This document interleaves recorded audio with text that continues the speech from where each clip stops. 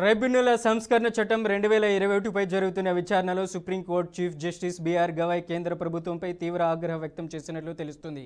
గతంలో కోర్టు కొట్టేసిన నిబంధనలు స్వల్ప మార్పులతో మళ్లీ చట్టంగా తీసుకురావడం రాజ్యాంగ విరుద్ధమని వ్యాఖ్యానించారు.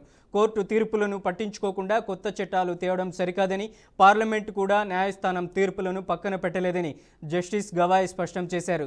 2021లో ట్రైబ్యునల్ సంస్కరణ చట్టం తీసుకురావడంతో ఫిల్మ్ సర్టిఫికేషన్ ట్రైబ్యునల్ సహా పలు ట్రైబ్యునల్ రద్దు కావడంతో మద్రాస్ బార్ అసోసియేషన్ తదితరులు సుప్రీంకోర్టులో పిటిషన్లు దాఖలు చేశారు.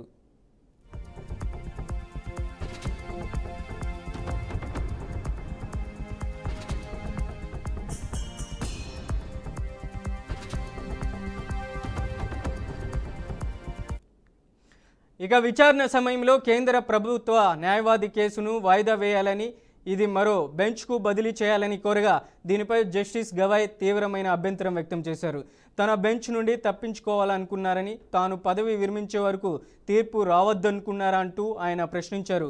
చివరిగా ట్రైబ్యునల్ సంస్కరణ చట్టంలోని కీలక నిబంధనలను కొట్టివేస్తూ కోర్టు తీర్పు వెలువరించింది.